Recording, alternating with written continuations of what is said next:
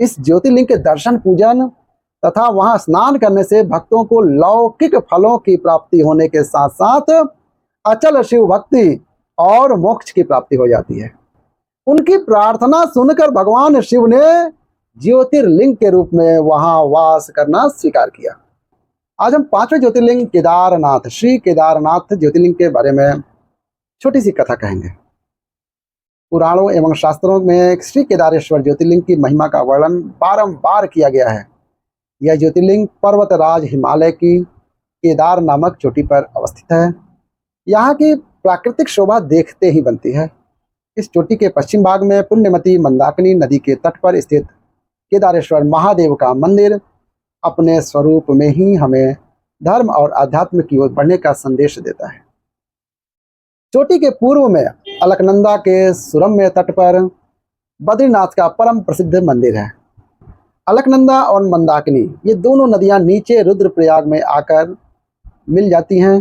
दोनों नदियों की यह संयुक्त धारा और नीचे देवप्रयाग में आकर भागीरथी गंगा से मिल जाती हैं। इस प्रकार परम पावन गंगा जी में स्नान करने वालों को भी श्री केदारेश्वर और बद्रीनाथ के चरणों को धोने वाला जल स्पर्श सुलभ हो जाता है। इस अतीव पवित्र पुण्य फलदायी ज्योतिर्लिंग की स्थापना के विषय में पुराणों में यह कथा दी गई है। अनंत रत्नों के जनक, अतिशय पवित्र तपस्वियों, ऋषियों, सिद्धों, देवताओं की निवास भूमि पर्वतराज हिमालय के केदार नामक अत्यंत शोभाशाली श्रृंग पर महातपस्वी श्री नर और नारायण ने बहुत वर्षों तक भगवान शिव को प्रसन्न करने के लिए बड़ी कठिन तपस्या की। कई हजार वर्षों तक वे निराहार रहकर एक पैर पर खड़े होकर शिव नाम का जप करते रहे। इस तपस्या से सारे लोकों में उनकी चर्चा होने लगी।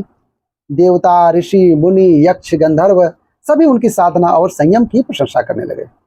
चराचर के पितामह ब्रह्मा जी और सबका पालन पोषण करने वाले भगवान विष्णु भी महातपस्वी नर नारायण के तप की भूरी भूरी प्रशंसा करने लगे।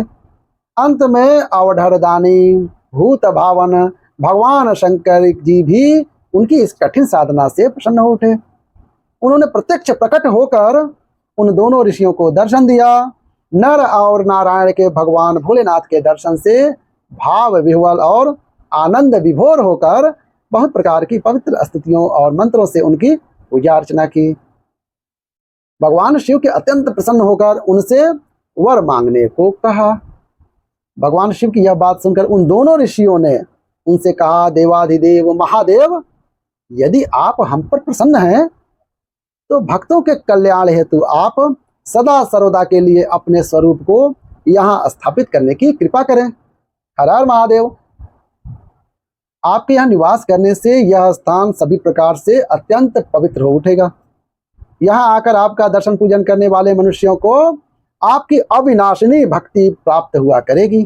प्रभु, आप मनुष्यों के कल्याण और उनके उद्धार के लिए अपने स्वरूप को यहाँ स्थापित करने की हमारी प्रार्थना अवश्य ही स्वीकार करें। उनकी प्रार्थना सुनकर भगवान शिव ने ज्योतिर्लिंग के रूप में वहां वास करना स्वीकार किया।